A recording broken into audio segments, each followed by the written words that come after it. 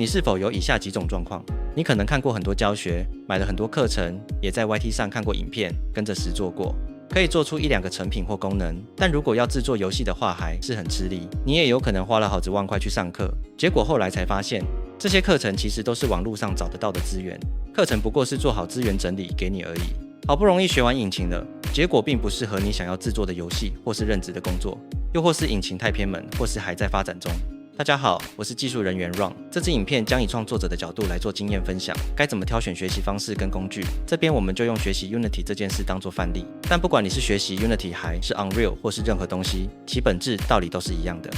好，那我们废话不多说，就开始吧。首先，在挑选学习课程之前，你需要先评估自身能力、财力、时间、目标。你可以先试着回答一下以下这个问题：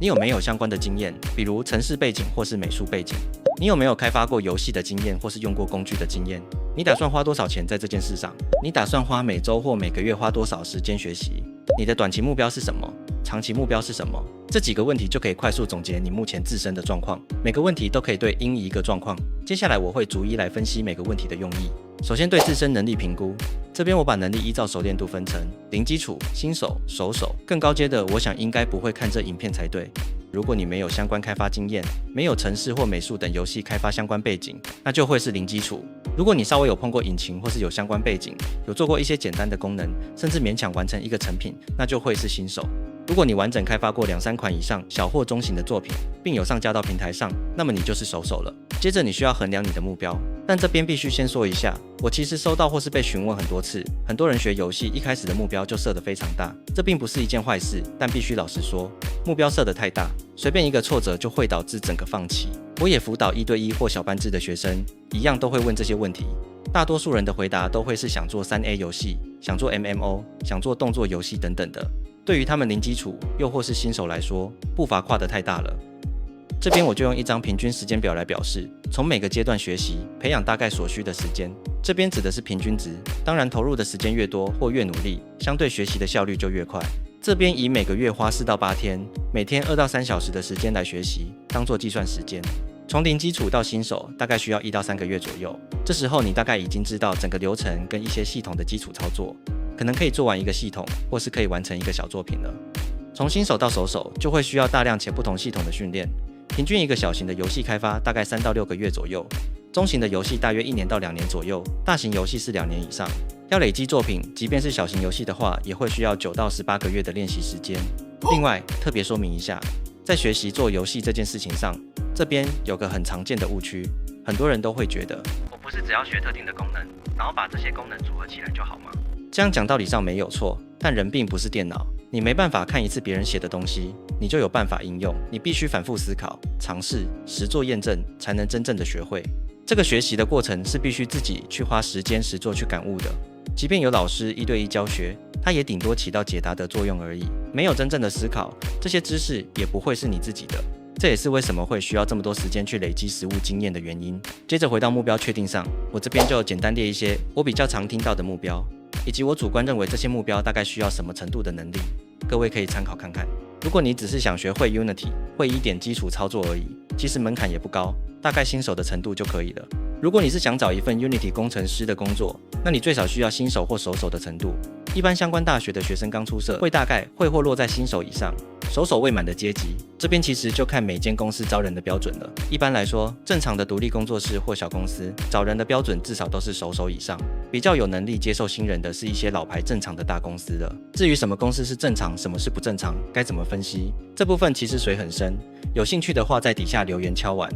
我会再分享一些如何分辨一个公司是否值得投履历因子的筛选方法。接着是，如果你想自己开发一款独立游戏，甚至是3A 游戏，那你最少必须是熟手以上的等级，有几款游戏的开发经验才会比较适合，并且少走非常多弯路。除非你很有恒心、毅力、耐心，愿意花个3到5年或甚至更长的时间去开发，不然就我听到的案例，80%以上都是半途而废。要不是吵架拆伙，钱花完了，生活所迫等原因，真的撑到开发完的少之又少。了解目标之后，接着你才会需要开始选择学习的方法。我想学习的方法不外乎画面上的几种方式，大家也都不陌生。这边就来逐一说明每个方式的优缺点。第一个，导师开课授课。导师开课授课，这方法包含线上和线下的方式。这个方法的好处是有人带，有人可问，跟对老师进步的速度就很快，甚至有些成熟的课程，完成课程之后可以当做一个履历来使用，也有些课程成功毕业之后可以取得一些工作机会，但这状况是很少见的。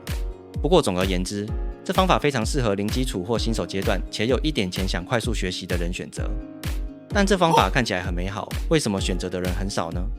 因为这方法的价差浮动非常大的，费用3000到5万以上的都有。大家一定会好奇，差别这么多，有什么差别吗？坦白讲，有人的地方就有江湖，有利润的地方就会有一些阿萨布鲁的人来捞钱，所以这些课程大多良莠不齐，其中有很大一部分是贩售焦虑和行销话术，比如会说，这个课程学完就可以就业了，成为自由接案者就来上这个课程之类的话术，简单讲就是想割韭菜的课程。那该怎么避免呢？这边分享一些分辨的方法。第一点，他有没有试听的课程，有没有明确告知课程中会学到的东西。曾经就有听过朋友分享的实际案例，这个讲师的话术就是跟你说买我的课程，我就会把我整套方法教给你，结果最终只拿到一堆上网查就查得到的资料而已，教学也就教你一些简单的操作而已。但因为是私人课程的关系，也确实有拿到教材跟上课，导致最后求助无门，打诉讼也不划算，只好认赔。第二点，课后有没有留作业，有没有 review 作业，学生有没有询问的管道。如果这些都没有，那就代表老师可能只能照本宣科，没办法回答问题或解析问题，学生也很难验收自己的成果。第三点，别看讲师的学经历，而是看他有做过什么。如果讲师的资料查不到，然后他在这个业界内也没有名气，也没有相关的作品或是教学案例，这样的师资就会让人存疑。第四点，这个课程是第几届举办，有没有历届的作品或是学员资讯可以查。这一点比较需要慎重评估，如果费用可接受的话，即便是第一届也可以尝试看看，毕竟谁没有第一次开课。但如果定价过高且是第一届，加上第一、第二点的资讯也没有的话，这极有可能就是杀猪盘。第二个，线上平台的课程，目前台湾、国外都有很多便宜的线上课程，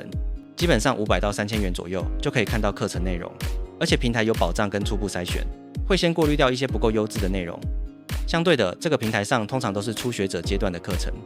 很少会有高阶的课程内容，所以这方法也是适合零基础跟新手选择的方法。相较于第一个方法来说更便宜，学习效率比较慢，但同时风险也比较低。另外这边也特别提醒一下，不要去买来路不明的盗版课程。